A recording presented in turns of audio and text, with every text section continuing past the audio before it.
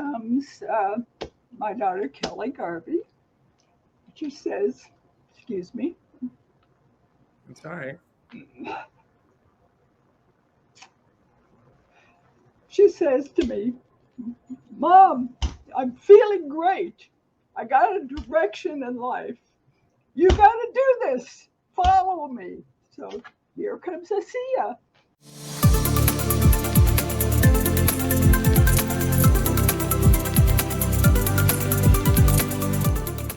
You know, when you think of a priestess, if you would, I mean, me, okay, so I'm going to say when you, so I'll just speak for myself.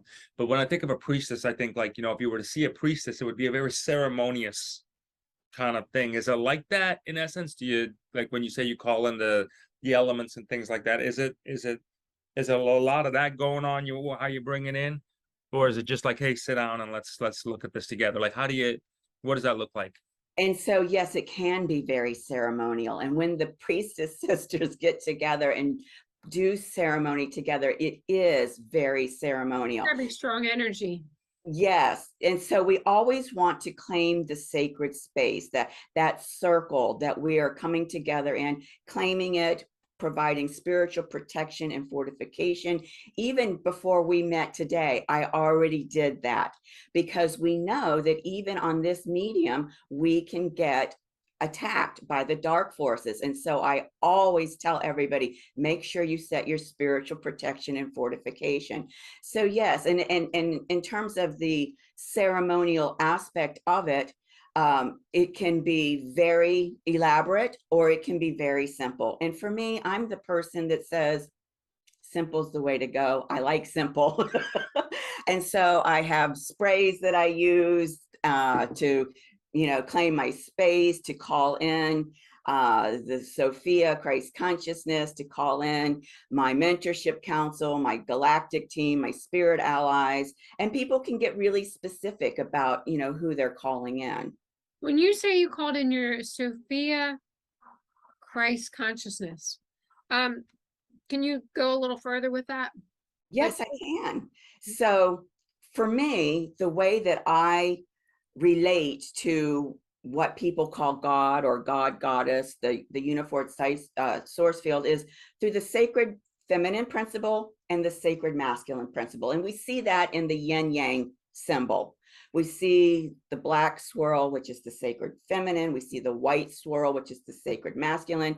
And within each, there's a little white dot in the black swirl and a little black dot in the white swirl, which is showing that the sacred feminine and the sacred masculine are always in sacred union, that which we call hieros gamos, sacred marriage. And so I relate to the sacred feminine principle as Sofia, the cosmic Sofia. I relate to the sacred masculine principle as the cosmic Christ. And so that because that's an energy, it's a frequency, I work with the Sofia Christ consciousness, Sofia being the consciousness of divine wisdom, Christ being the consciousness of divine will. And when they are in sacred union, the manifestation of their sacred union is that divine love frequency. That's what people feel coming through their heart center because they themselves are an embodiment of the Sofia Christ consciousness. So what about the galactic team? Where do they fit into this whole thing? Thank you for bringing up this project that I was assigned, so to speak. Actually, I was asked if I would facilitate. Back in January, the Sofia consciousness, Sofia, asked me if I would host this project. And at first I thought it would be something that would take me through about right now, where we were going to be downloading these rose gold Christos Sophia light codes into these predetermined Venus temples that are on the planet. And then we would be linking them all up together, which we're doing next month in October, bringing that new Earth light grid online. So I was set to go. I said, yes, I can do that. Yes, I will facilitate that. And then probably, I think it was about May, she gave me the next piece. And the next piece is, okay, now that this new Earth light grid is online, what I want you to do is, as we go through the next session, phase of the Venus synodic cycle. This project is in alignment with the Venus synodic cycle, and I will explain that in a minute. But as we go through the next phase, what I want you to do is to help people to repair and reactivate the 12 strands of DNA, of course, starting with the third strand, because the idea is that while the 3rd through 12 strands within our sacred physical bodies have been disconnected or turned off, they are still very online in our divine template. So at each ceremony, we are repairing, matching up the strand of DNA in our physical body with that strand of DNA in our divine template, and then reactivating it and bringing it online. And so by August of next year, we will have all 12 strands of DNA completely reactivated and operating through these physical bodies. Now, of course, you have to have a physical body that's at the frequency to be able to hold that power and to be able to allow the divine gifts of those strands of DNA to start to manifest through it. And so we're going to be using what I call quantum crystal technology. This is my Vogel crystal. Oh, that's a very special crystal. Yes, it is. And you may have heard about from Ilana Denon and Dan Willis and their... Actually, you know how I heard about that crystal? A good friend of mine, Carol Romine, she has one, and it's for like her prized possession. Yes, yes. In fact, I did a whole presentation on how what they call the yin end, or the feminine end, is actually the Sophia end, and the yang end, what they call the masculine end, is really the Christ end.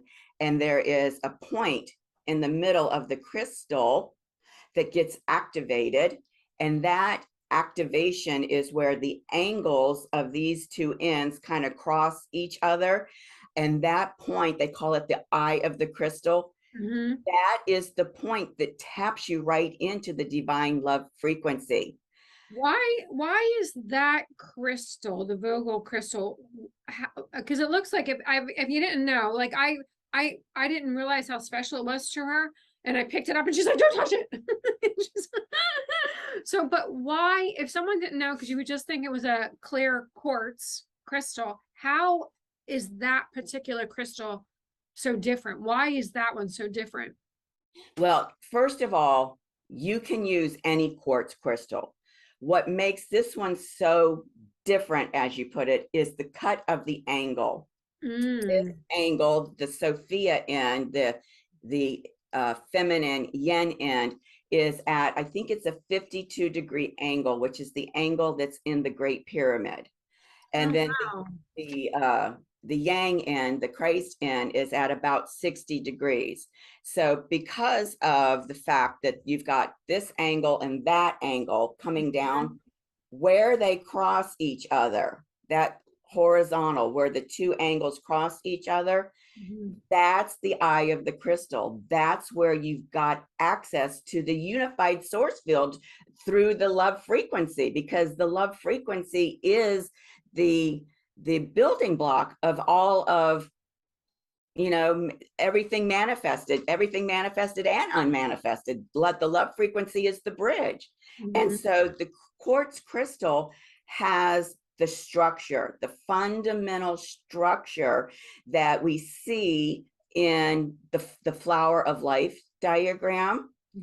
That is the structure of our planetary grid, is the structure, as I said, of the unified source field. So it gives you a secure channel to be able to go in and create whatever it is that you can envision, a new timeline, a new level of health. As I said, we're going to be using it to help us to reconnect, repair, reactivate these strands of DNA.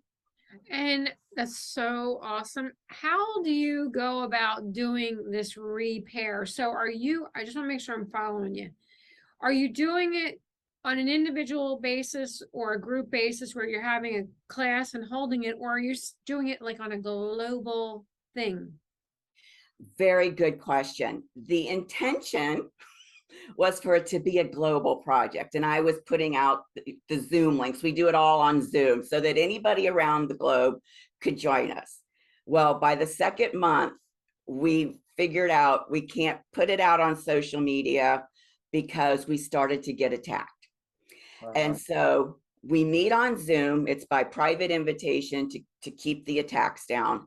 And then what we do is we go, again, we go into a sacred space. I call in claim the sacred space, call in who we need to call in. And then we travel through our etheric bodies to the locations of the Venus temples. So the Venus temples that we've been working with, there's one in Turkey, Egypt, the Canary Islands, France, Hawaii, Arizona, New Orleans, and in Spain. Those are so we travel from our etheric body to that specific temple.